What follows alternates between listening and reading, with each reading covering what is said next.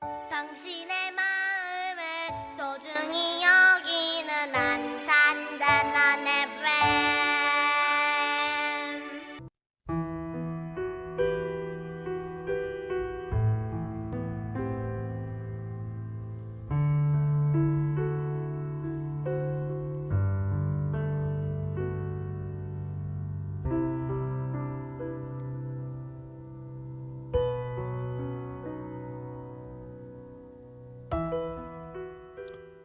신대광의 안산 역사 이야기.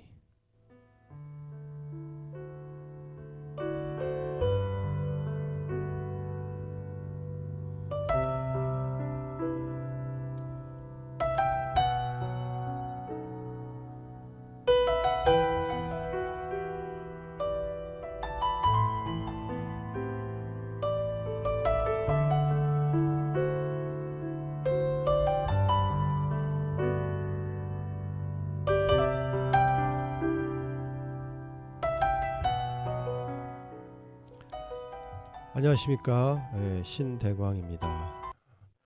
반갑습니다. 오늘은 3.1운동에 대해서 함께 이야기를 나눠보도록 하겠습니다. 우리가 보통 3.1운동 하면 대한독립 만세, 태극기, 유관순 등등 3.1운동 하면 딱 떠오르는 이미지가 있죠. 네. 오늘은 3.1운동이 그러면은 서울 탑골공원에서 시작돼서 전국으로 확산됐다.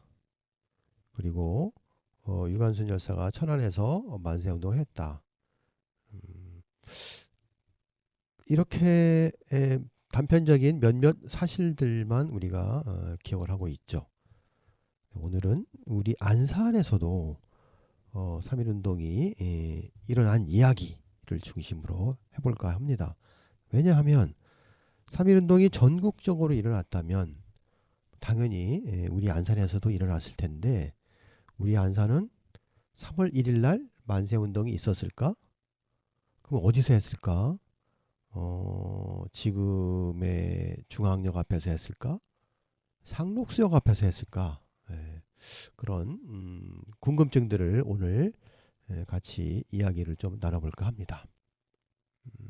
3.1운동이 서울에서 지방으로 널리 확산이 되죠. 그 사실은 뭐 다 알고 있습니다. 그렇다면은 이 3.1운동은 간단하게 좀 우리가 정리를 좀 하고 넘어가 봐야 되겠죠. 아시다시피 1910년에 일제에게 나라를 빼앗기고 나서 우리는 그야말로 민족의 큰 시련과 고통의 시간을 보내게 되죠. 우리가 잘 알고 있는 일제 강점기입니다. 3.1운동이 일어나기까지 약 10년간의 시간은 그야말로 일본의 그 제국주의의 그 아주 무서운 칼과 총과 군합발에 눌려서 지냈던 그런 시기죠. 그래서 10년 동안은 정말 숨 죽이며 살았던 시간입니다.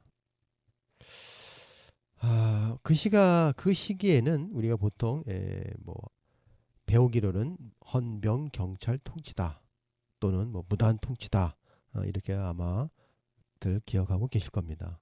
네, 맞습니다. 당시 일제는 헌병 경찰을 동원해서 우리 민족을 아주 철저하게 억압을 했죠. 그러니까 그 10년 동안, 약 10년 동안에는 사실 이제 국내에서의 독립운동도 이제 사그러들고, 국내에서 했던 많은 독립운동가들은 이제 해외로 떠나게 되죠. 그래서 중국으로, 연해주로, 또 저 멀리 미국으로 등등 세계 여러 곳으로 퍼져나가서 독립운동을 이어가게 됩니다. 그러는 동안 국내에서는 그 무시무시한 일제의 총칼 앞에 무력하게 우리나라는 당하고 있었죠.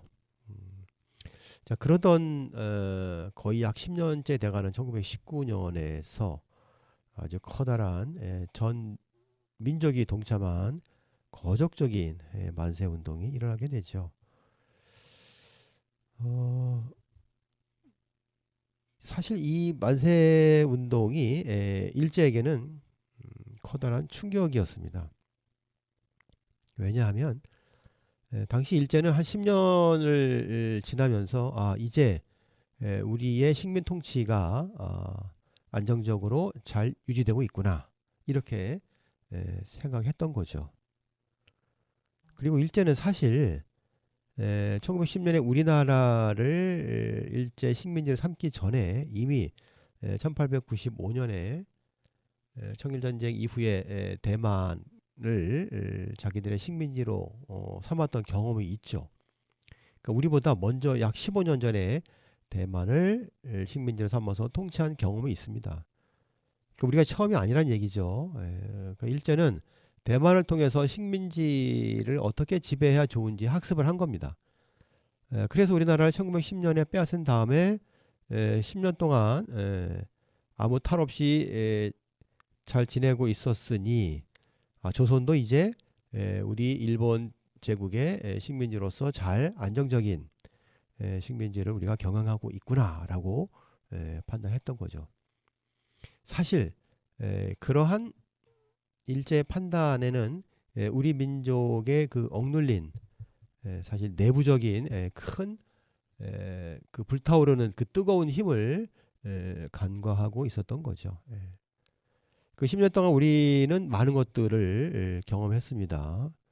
일제 식민 통치가 어떠했는지를 알았고, 또 이것을 우리가 어떻게 극복해야 되는지도 내부적으로 그 뜨거운 힘들을 점점 불지펴 나갔던 것이죠. 거기에 이제 불을 질렀던 것은 당시 국제적인 세계적인 큰 흐름이었죠.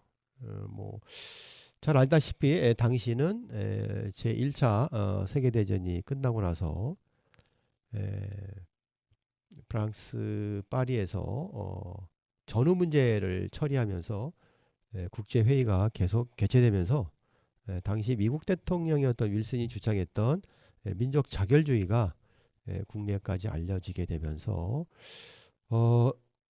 당시 우리나라도 이 민족 자결주의에 입각하여 우리도 우리 민족의 운명과 우리 민족이 나아갈 걸 우리 스스로 결정할 수 있는 것이 아니냐라고 하는 기대와 희망을 갖게 되죠.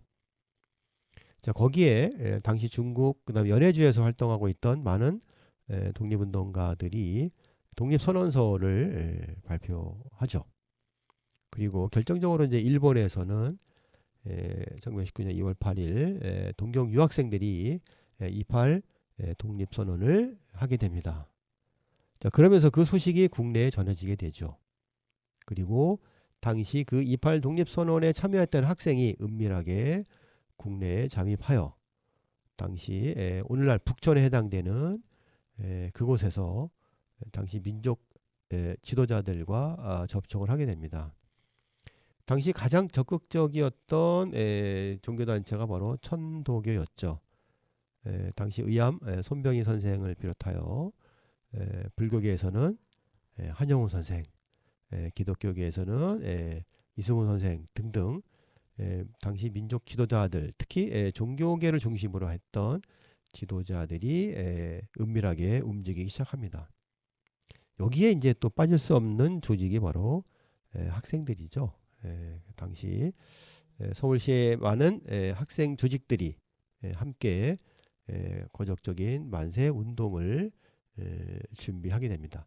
어쨌든 이러한 것들이 대내외적으로 무르익어 가던 그 무렵에 당시 19년 1월 달에 또 하나의 그 엄청난 소식이 하나 전해지게 되죠. 그건 다름 아닌 고종 황제의 사망입니다. 당시 고종 황제는 뭐 연세가 이제 좀 이른이 다 돼 가시는 연세였지만 그래도 건강하셨거든요. 그런데 갑자기 돌아가셨단 말이에요. 당시 이제 덕수궁에 계셨는데 당시 이제 소문이 독살됐다라고 하는 소문이 널리 퍼지게 됩니다. 뭐 아직 고종의 사망에 대한 정확한 원인은 밝혀지지 않았습니다만 여러 가지 상황들을 살펴보건대 독살이 됐을 가능성이 충분히 있다는 거죠. 여러 가지 당시 그 정세가 그랬습니다. 뭐 예를 들면은 고종의 아들이던 영친왕이 일본에 볼모로 잡혀갔었는데 일본 그 여성이랑 혼인을 시키려고 했던 문제 등등 당시 그 황실 내에서도 문제가 많았기 때문에 뭐 여러 가지 이유를 통해서 고종이 독살됐다라고 하는 그런 소문들이 파다하게 퍼지게 됩니다. 그래서 그 3월 3일 날 고종의 장례식이 치러지기로 했죠. 그래서 전국에 있던 많은 고종이 붕어하신 것에 대한 그 애도를 하기 위해서 많은 시민들이 이제 당시 한양으로 뭐 그 당시는 이제 한성이라고 불렀죠. 한성으로 몰려오게 됩니다.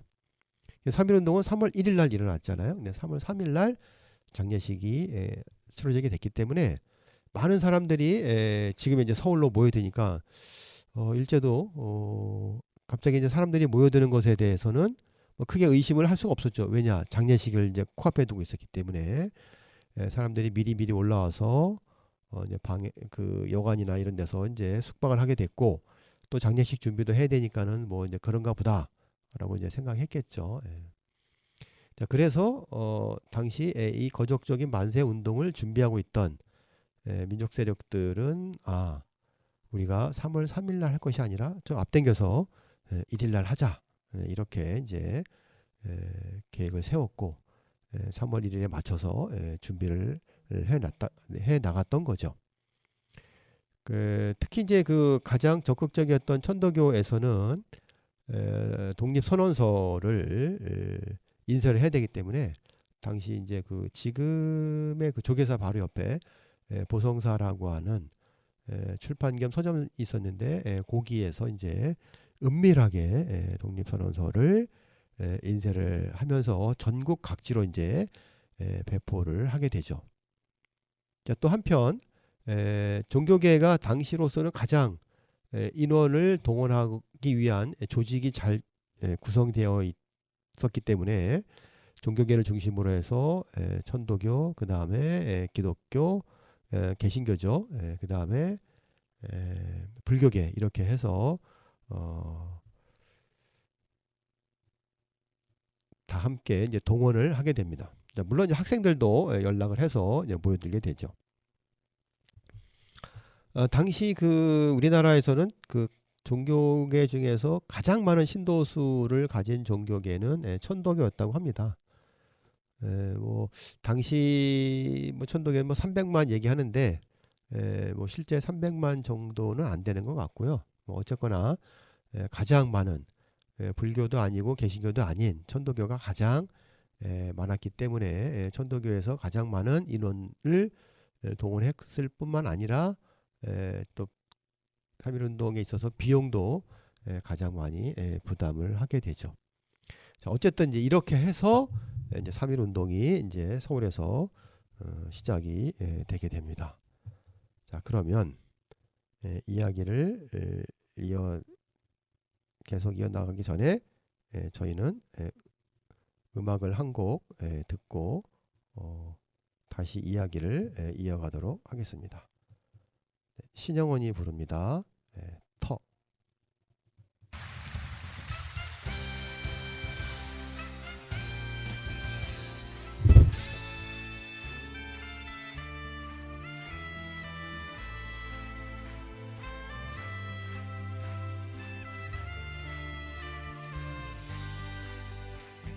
저 산맥은 말도 없이 5,000년을 살았네. 모진 바람을 다 이기고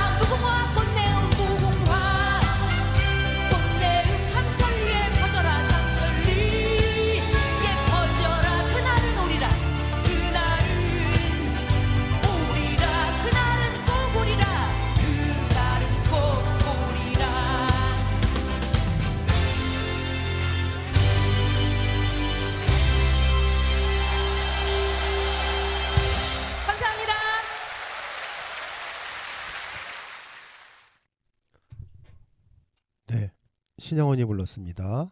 터였습니다. 예, 이어서 계속 우리 3.1운동 이야기를 해보도록 하겠습니다. 자, 그렇게 3.1운동이 일어나기 전에 국내외 정세가 3.1운동을 일으킬 만한 충분한 요인들을 가지게 되었죠. 그래서 1919년 이제 3월 1일 날 우리가 잘 알고 있듯이 서울의 이제 태화관에 민족 대표 33명이 이제 모이죠. 물론 33명이 다 모이지 못합니다. 당시 29명이 모였는데 참가하시지 못한 분은 이제 지방에서 기차를 타고 올라와야 되기 때문에 참여를 이제 못하게 되셨고, 참여했던 29분이 이제 모여 계신 곳이 이제 서울의 태화관인데, 현재 그 서울에 가시면 그 종각이 있죠. 그 종각역에서 저쪽 인사동 쪽으로 이제 가 보시면 그 태화 빌딩이라고 있습니다. 이제 거기 가 보시면 지금도 이제 당시 3.1운동이 일어났던 그 흔적들 중에 태화관에 모여서 독립선언서를 낭독하고 있는 민족 대표들의 모습이 거기에 이제 그림이 태화 빌딩 안에 1층에 전시가 되어 있고요. 그 태화 빌딩 주변에 3.1운동 관련된 여러 가지 조형물들이 있습니다. 자, 어쨌든 요즘으로 말하면은 이제 식당인데 뭐 그냥 식당은 아니었겠죠. 어쨌든 그곳에 모여서 민족 대표 29분이 독립선언서를 낭독하게 됩니다. 그리고 얼마 뒤에 이제 일본 경찰에 의해서 전원 체포가 돼서 거기서 얼마 떨어지지 않은 서울 종로 경찰서에 다 수감이 되죠. 그 시간 그 바로 옆에 있던 탑골 공원에는 많은 시민들과 학생들이 민족 대표들이 독립선언서를 낭독하시고 올 거라고 이제 기다리고 있었죠. 근데 오지는 않으셨죠. 그래서 어쩔 수 없이 학생 대표 한 명이 탑골 공원의 그 중앙에 연단에 올라서서 독립선언을 낭독하면서 본격적인 이제 만세 운동이 시작이 되게 됩니다. 당시 뭐 약 한 2,000명 정도가 모였다고 합니다.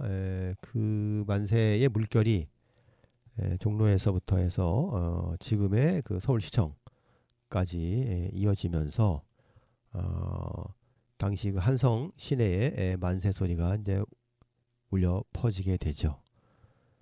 그러면서 이제 이 만세 물결이 당시 경성 시내 곳곳에 알려지게 되고, 이어서 이 만세 운동에 참여했던 많은 분들이 이제 지방으로 가게 되는데, 자, 어쨌든 당시 그 만세 운동의 현장을 좀 우리가 생각을 해보면 약 10년 동안 일제의 그 강압적인 통치에 숨죽여 왔던 사람들이 손에 태극기를 들고서 그 길거리를 활보하면서 목청껏 대한독립 만세를 외쳤다는 거, 정말 온몸이 전율하는 일이 아니었을까라는 생각을 해봅니다. 그 10년 동안 억눌려 왔던 그 감정들이 그 한순간 그 도로에서 저 하늘을 향해서 또 당시 그 곳곳에 일제와 관련된 시설들이 당연히 있었겠죠. 지금 서울시청 건물이 예전에 경성부청 건물이었기 때문에, 물론 이제 그 당시 총독부는 전 남산 밑에 있었습니다. 경복궁의 총독부는 이제 1925년에 세워지니까 아직 그 남산의 옛날 그 통감부에 있던 그 통감부 건물이 이제 총독부 건물이 되는데, 어쨌든 뭐 서울 시내 경복궁 앞을 포함해서 종로거리를 다니면서 만세 운동을 외치면서 일제에 억눌렸던 감정들이 그 만세 소리에 그 울분을 터뜨렸지 않았을까, 그런 생각을 해보게 됩니다.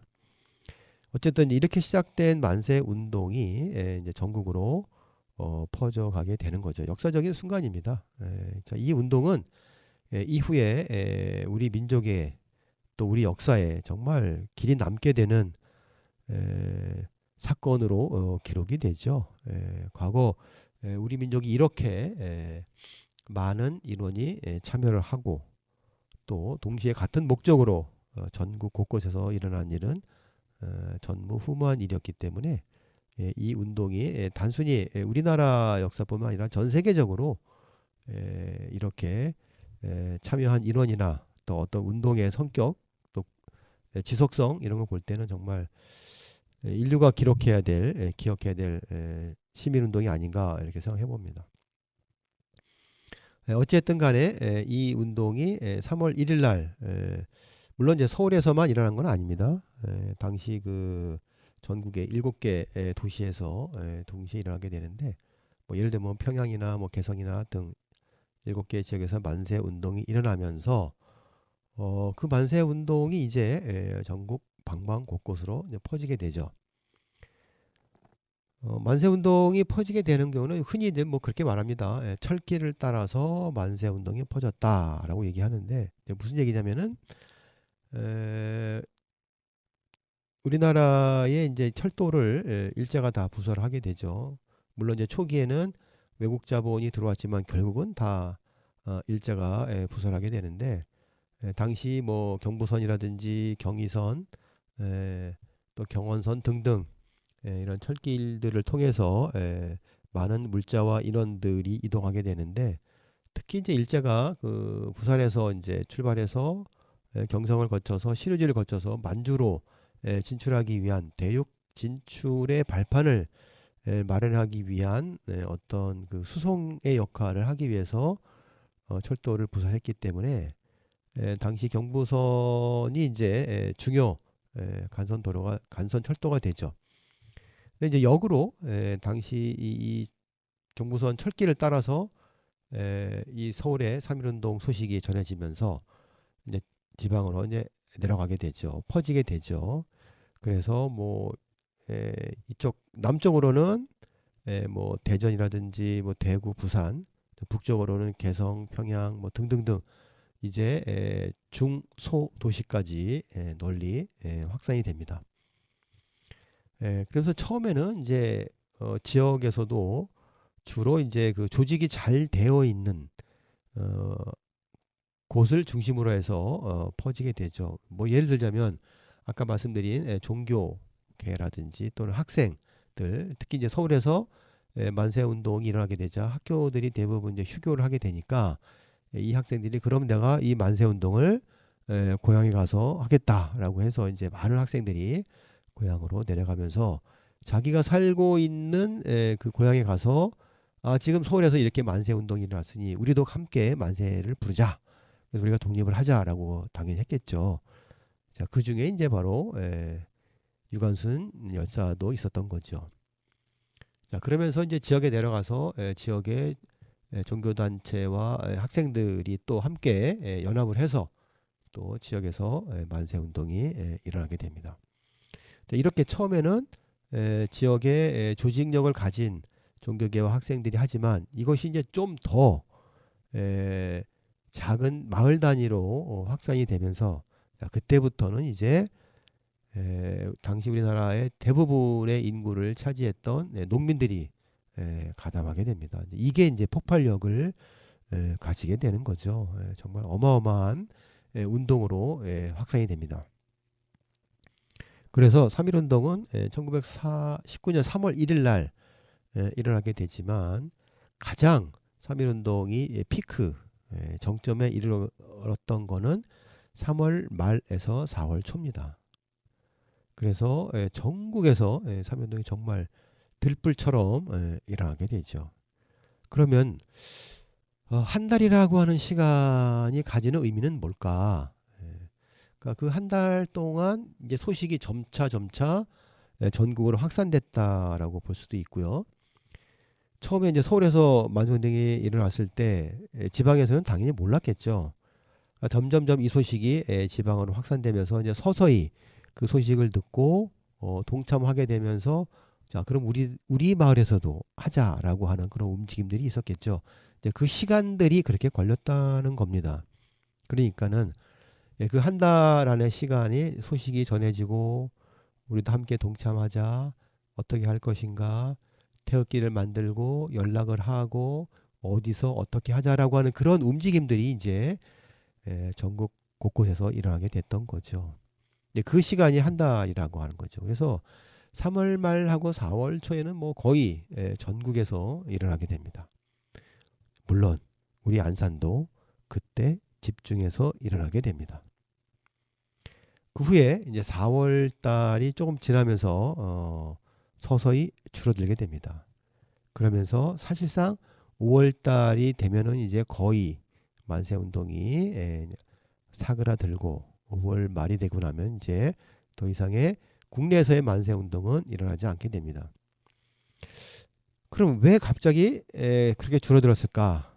바로 이제 일제 대응이죠. 일제는 처음에 아까 제가 말씀드렸지 놀랬습니다. 자기네들이 잘 지배하고 있구나. 우리가 안정적으로 조선도 대만에 이어서 지배하고 있구나 라고 생각을 했는데 이렇게 거적적인 만세 운동이 일어나는 것을 보고 깜짝 놀랐습니다. 요즘 말로 말하자면 이건 뭐지? 라고 했겠죠. 그래서 당황했죠. 그러다가 정신을 차리고 안 되겠다 이러다가 우리가 조선을 식민지에서 잃어버릴 수도 있겠다라고 이제 생각했겠죠. 그래서 대대적으로 군과 경찰을 동원하여 이 만세운동을 폭력적으로 탄압하기 시작합니다. 그래서 만세운동이 일어난 지역에 경찰과 군인들을 집중 배치하고 주동자들을 잡아가고 또 이들을 모진 고문을 통해서 억압을 하는 그런 일들이 이제 일어나게 되죠. 그래서 이 3.1운동이 이제 그 이후에 사그러들게 됩니다. 우리가 보통 3.1운동 하면 평화운동이다 라고 평화 시위다 라고 얘기하고 있는데 사실은 그렇지 않습니다. 굉장히 폭력적입니다. 우리 안산에서도 그랬고요. 여기서 폭력적이라고 하는 건 뭐냐면은 일제가 이 3.1운동에 참여했던 시민들을 굉장히 폭력적으로 탄압을 하죠. 뭐 발포는 뭐 기본이고요.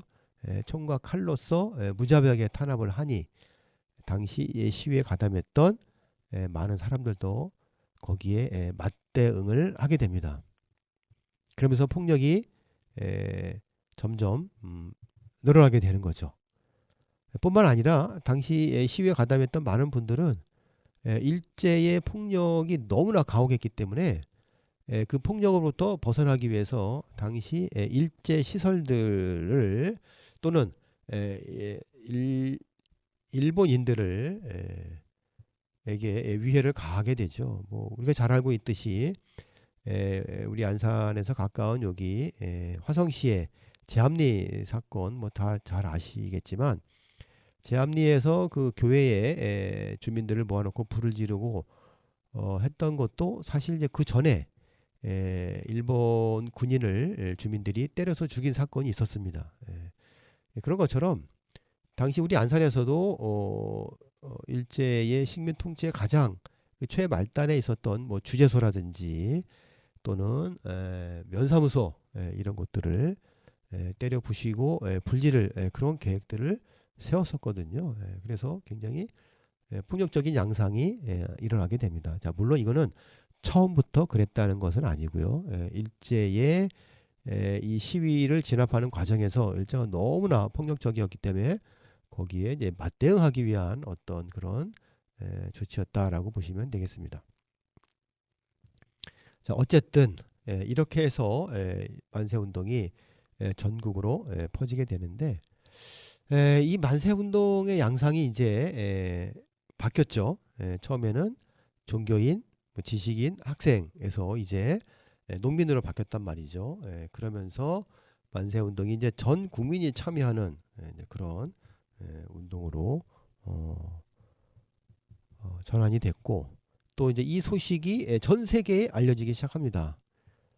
그래서 전 세계의 많은 언론에서 우리나라의 이 3.1운동을 알게 되죠. 물론 일제는 이것을 전 세계에 알려지지 않게 하려고 애를 썼죠. 왜냐하면 자기네들이 조선을 안정적으로 식민 지배하고 있다라고 하는 것을 당시 제국주의 국가였던 뭐 대부분은 다 유럽에 있었기 때문에 그런 나라들한테 보여주고 싶었겠죠.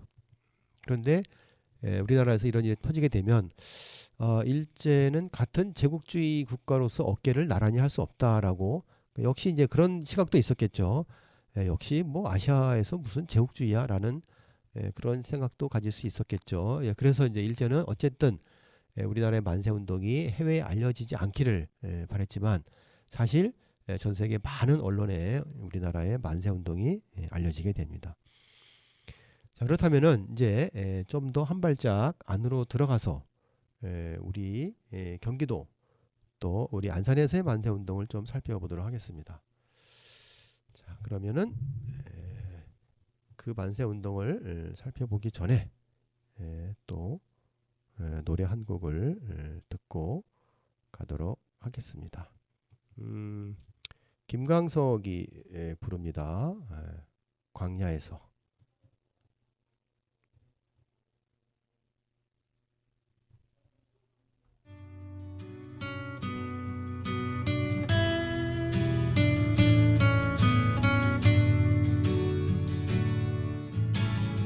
찢기는 가슴 안고 사라졌던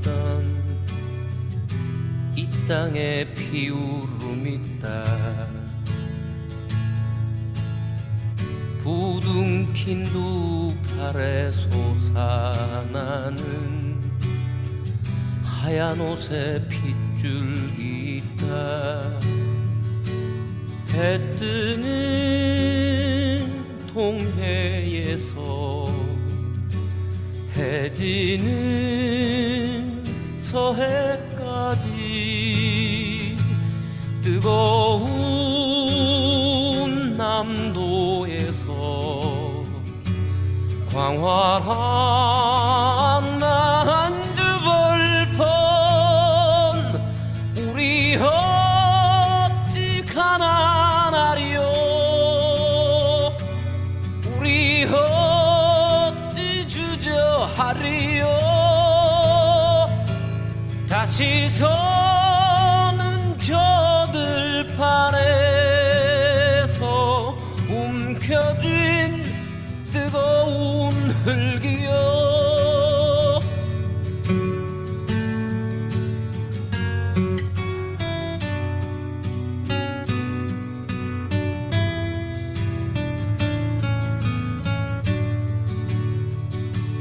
해 뜨는 동해에서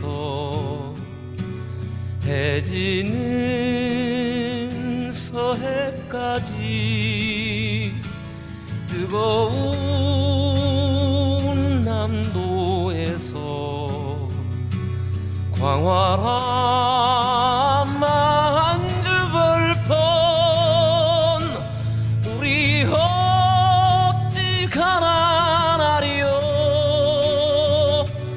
우리 어찌 주저하리요. 다시 서는 저 들판에서 움켜쥔 뜨거운 흙이요. 다시 서는 저 들판에서 움켜쥔 뜨거운 흙이요. 움켜쥔 뜨거운 흙이요.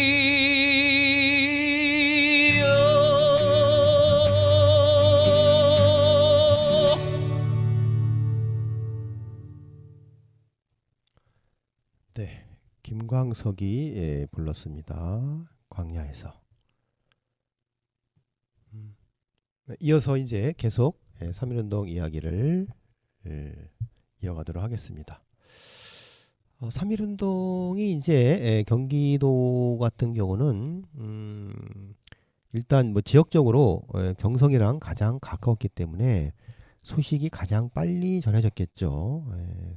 그래서 그랬는지 모르겠지만 사실 전국적으로 도 단위의 통계를 보면 경기도가 가장 많이 3.1운동이 일어나게 됩니다. 뭐 횟수로도 뭐 그렇고요. 참여한 인원수를 봐도 뭐 전국 어느 지역에 비할 수 없을 만큼 많은 운동이 일어나게 되죠. 뭐 어째 보면 뭐 당연한 이야기 아닌가 뭐 그렇게 생각이 들 정도로 만세 운동이 전개됐죠. 그래서 뭐 우리가 잘 알고 있듯이 우리 경기도의 3.1 만세 운동의 대표적인 그 사건들이 어떻게 보면 전국적인 이슈화되는 계기도 되죠. 뭐 잘 알다시피 좀 전에 말씀드렸던 화성의 제암리에서 있었던 사건뿐만 아니라 특히 이제 안성에서의 이 만세 운동도 또 굉장히 전국적으로 많이 알려지게 됩니다. 뭐 그 외에도 뭐 경기도 곳곳에서 만세 운동이 일어나게 되는데 이 경기도의 만세 운동에 또 우리 안산도 또 중요한 의미를 가지게 되죠. 그래서 안산에 대한 만세 운동 이야기를 이어가도록 하겠습니다. 우리 안산에서의 만세 운동을 이해하기 전에 말씀드리기 전에 우리가 좀 먼저 이해를 해야 될 부분이 있습니다. 뭐냐면은 1919년 당시에 안산은 어떤 그 지리적 여건을 가지고 있었느냐. 그러니까는 1919년 일제 시대죠. 일제 강점기 때 우리 안산은 지금의 안산과는 사뭇 달랐죠. 그래서 3.1운동을 이해하려면 어쩔 수 없이 당시의 상황 속으로 들어가야 됩니다. 1919년 우리 안산 지역은 어떻게 되어 있는가를 좀 먼저 이야기하고 가도록 하겠습니다. 일제는 1910년에 우리나라를 강제로 병합한 뒤에 1914년에 소위 행정구역 개편을 실시합니다. 그 행정구역 개편은 이제 일종의 우리나라를 식민 통치하기에 딱 좋을 만큼의 그 행정구역으로 전환하게 되는데 그때 행정구역 개편의 어떤 그 가장 큰 특징은 이제 면 단위, 그러니까 군과 면 단위로 행정구역을 개편한다는 거죠. 그러니까 오랜 세월 지역의 어떤 전통이나 특성이 있어 왔던 우리나라를 완전히 무시하고 자기들이 통치하기 좋을 만큼의 인원, 그 다음에 그러니까 인구죠, 그 다음에 면적, 요것들을 고려해서 면 체제로 다 전환을 시킵니다. 이렇게 시키다 보니까 당시 우리가 살고 있던 이 안산 지역은 시흥군에 속하게 됩니다. 그래서 오랫동안 우리가 안산이라고 하는 지명을 이때 잃어버리게 됩니다. 그러면서 당시 시흥군에 포함이 되면서 이 시흥군이 거대하게 커지게 되죠. 그래서 시흥이 뭐 그 당시로서는 뭐 여기 지금 우리 안산 주변에 있던 뭐 안양, 과천, 그다음에 군포 이거 다 옛날에 다 시흥이었습니다. 시흥군이었죠. 당시 그 9개 면이 있었는데 그 9개 면 중에 이제 군청이 북면에 있었는데 그 북쪽에 있었다는 뜻이죠. 그 북면이 지금의 서울의 영등포입니다. 굉장히 멀죠. 그러니까 시흥이 컸다는 얘기도 되고요. 그러니까는 당시 여기 안산에 살고 있던 사람들이 군청에 일을 보러 가려면 지금의 서울 영등포까지 가야 되니까 굉장히 멀리 갔네요. 그죠? 그래서 어쨌든 뭐 당시 시흥군에 뭐 이동면, 서면, 북면, 과천면, 신동면, 뭐 남면, 서이면, 수안면, 군자면 등 이렇게 모두 9개의 면 체제로 시흥이 이제 재탄생이 되게 되죠. 그래서 우리 안산 지역은 이제 크게 수안면과 군자면이 들어와 있는데, 그러면 뭐 그 당시에 수안면과 군자면만 안산이냐? 지금의 우리 안산엔 대부도도 있고 반월도 있잖아요. 당시 반월은 수원군 소속이었습니다. 그러니까 수원군 반월면이 되는 거죠. 그리고 대부도는 그 당시에 저쪽 부천군 소속입니다. 좀 의외죠. 옹진 소속도 아니고 섬인데 어쨌든 그 당시에 대부는 부천군의 소속이었기 때문에 부천군 대부면입니다.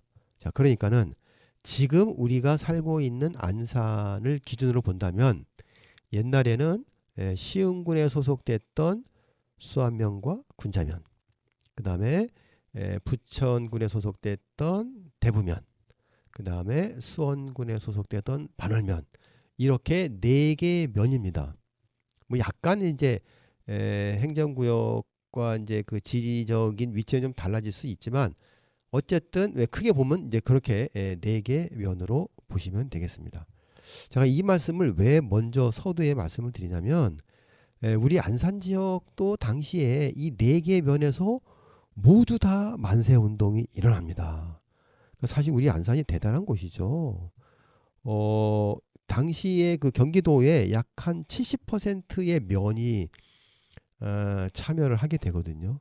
근데 우리 안산은 100%예요. 그러니까는 우리 안산에 살고 있던 많은 당시에 시민들이 이 만세 운동을 어떻게 생각했는지 우리가 좀 다시 한번 살펴볼 수 있는 부분입니다. 자, 어쨌거나 이렇게 4개 면에서 일어나게 되는데 뭐 지역마다 참여한 인원수나 날짜는 좀 다르지만 어쨌든 다 일어났다는 게 이제 중요한 거죠. 자, 그렇다면 그 당시 우리 안산에는 몇 명 정도가 살았을까? 당시 이제 통계가 있는데요. 당시 이제 일제가 조사했던 민족 통계표라고 하는 게 있습니다. 이제 20세기 초에 이제 조사했던 기록인데 당시 우리 안산에는 그 호구수, 그러니까 이제 요즘으로 하면 가구수죠. 약 한 4,400여 호가 있었고 인구는 약 한 2만 1,000명 정도, 정확하게 말하면 2만 1,742명인데 대략 한 뭐 2만 한 2,000명 정도 살고 있었다라고 보시면 되겠습니다. 그러니까는 지금으로부터 약 한 100년 전에 올해가 이제 3.1운동 105주년이니까 100년 전에는 약 한 2만 2천 명 정도의 인구가 우리 안산에 살았구나라고 보시면 되겠습니다. 요거를 좀 더 이제 세부적으로 들어가 보면 그 당시에 이제 수안면 통계하고 군자면 통계를 좀 볼게요. 요 통계는 1925년 통계입니다.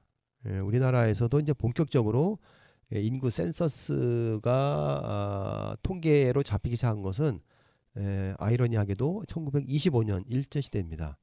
그래서 일제가 그때 전국적으로 이제 인구 조사를 하게 되는데 그 통계를 보게 되면 당시 그 우리 이 수안면의 인구는 약 한 8,300명이 된다고 해요.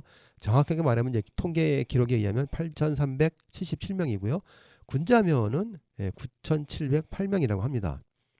그러니까 합치면은 약 한 18,000명 정도 수안면과 군자면 통계입니다.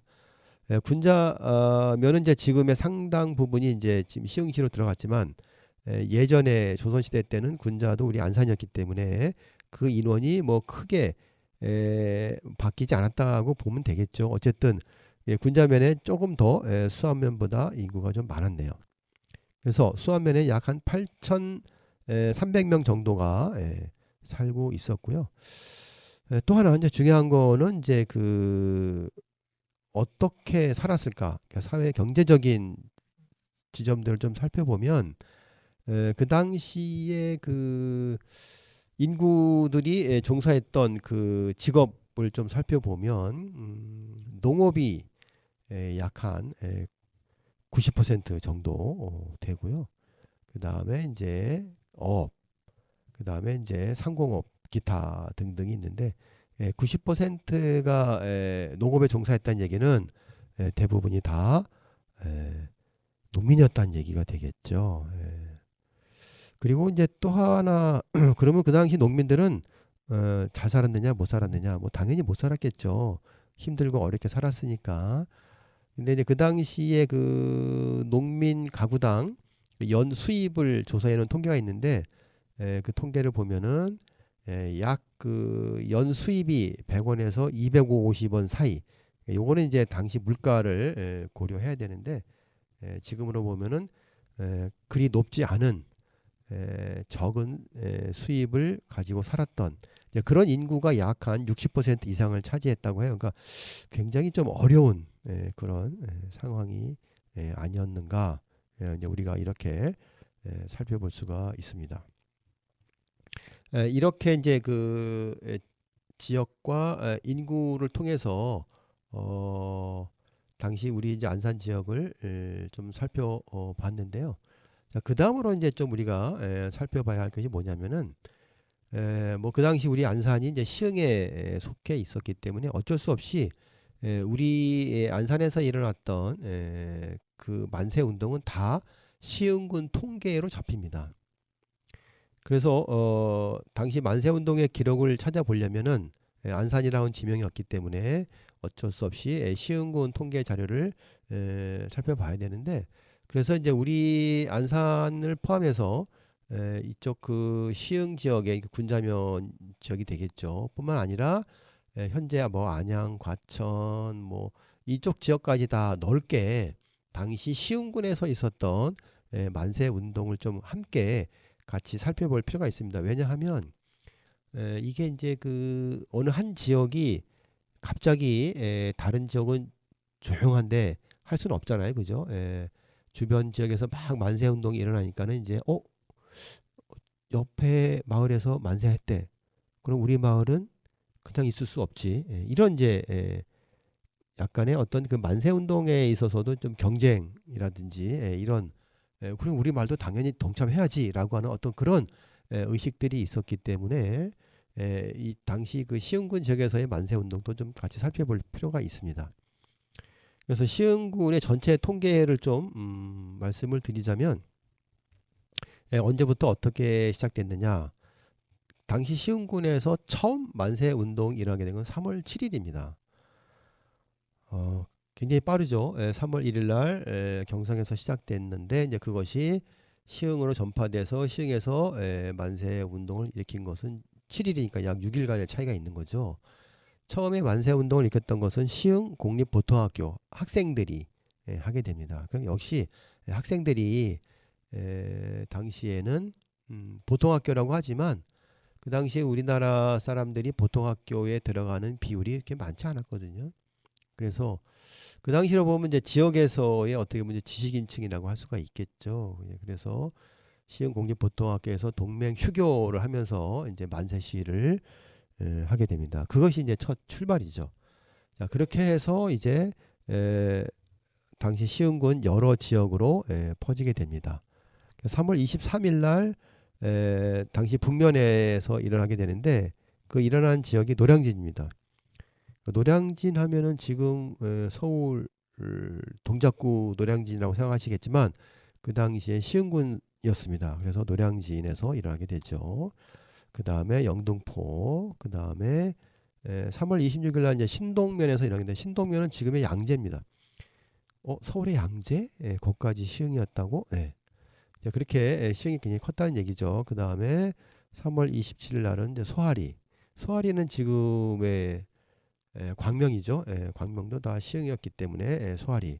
이렇게 이제 퍼지게 되면서 우리 군자면에서는 3월 29일 날 일어나게 됩니다.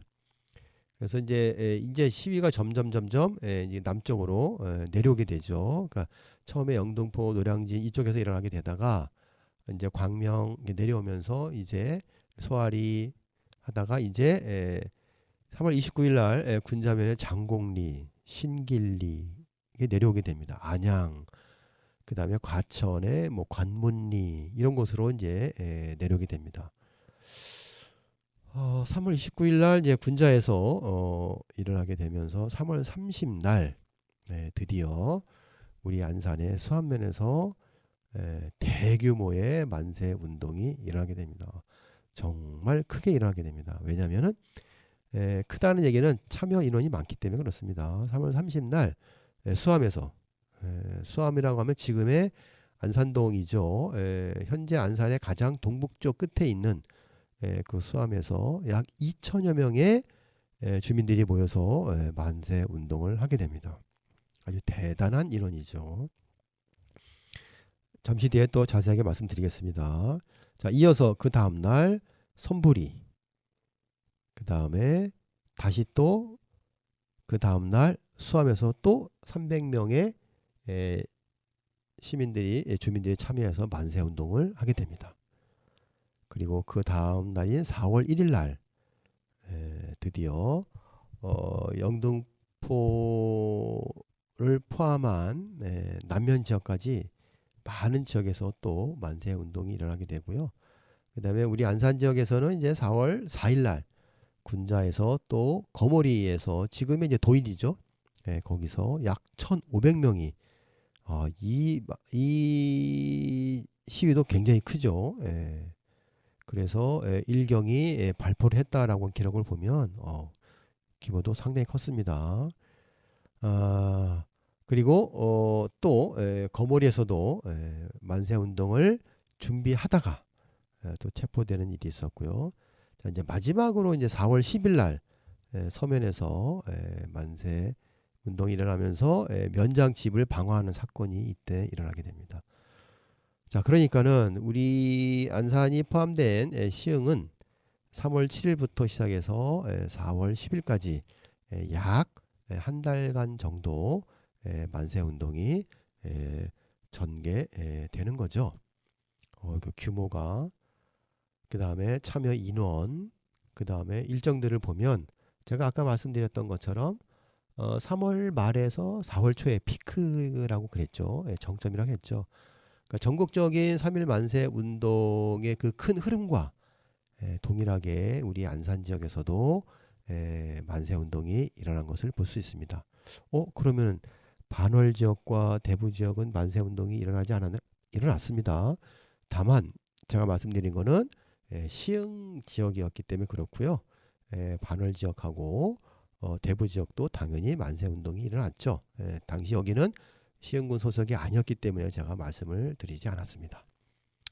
자, 오늘은 여기까지만 말씀을 드리겠습니다. 3.1 운동에 이제 거의 일어나 3.1 운동의 전체적인 흐름을 한 절반 정도 이야기했다라고 이제 보시면 되겠고요. 다음 시간에는 이제 구체적으로 우리 안산 지역 4개의 면 지역에서 어떻게 만세 운동이 일어났고 전개되었는지, 자, 그 구체적인 양상들을 같이 한번 이야기를 해 보도록 하겠습니다. 자, 노래 한 곡 들으면서 이야기를 마무리하도록 하겠습니다. 장사익이 부릅니다. 찔레꽃.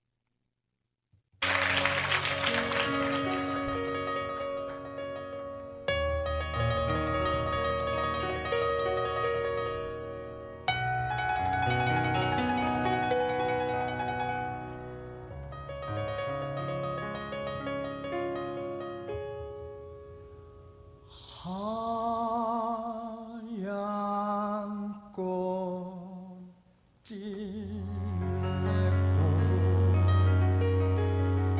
순박한 꽃 찔레꽃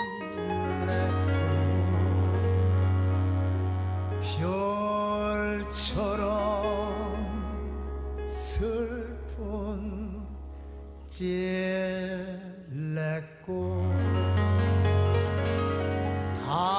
달처럼 서러운 찔레꽃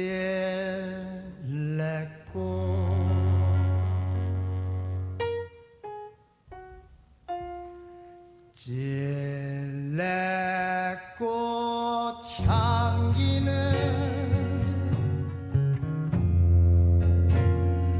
너무 슬퍼요.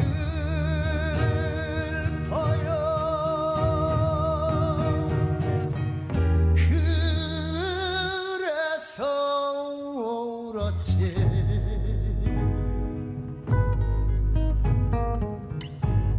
목 놓아 울었지.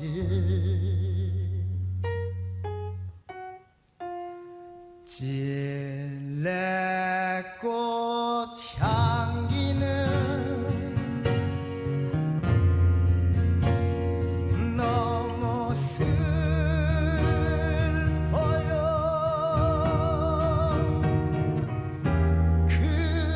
그래서 울었지.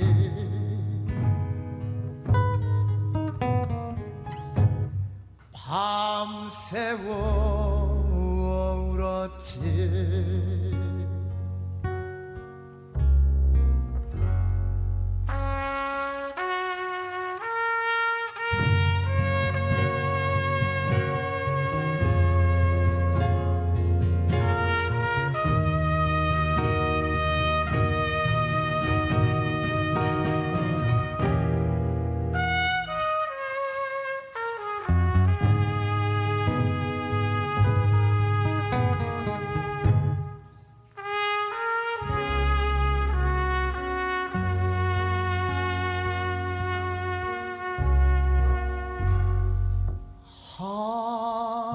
하얀 꽃 찔레꽃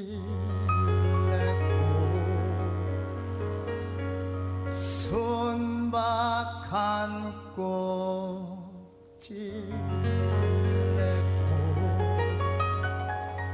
별처럼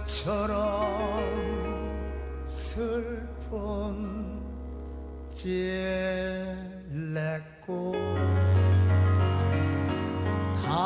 달처럼 서러운 찔레꽃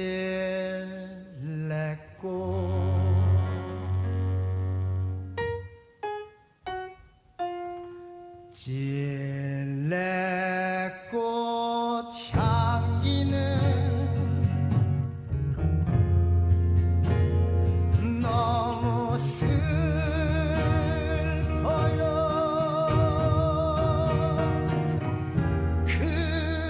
그래서 울었지.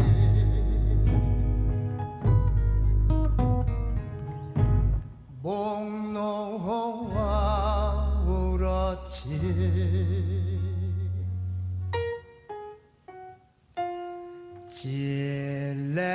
찔레꽃 향기는 너무 슬퍼요.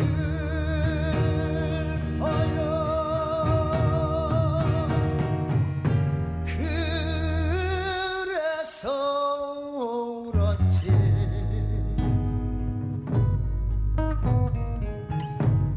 밤새워 울었지.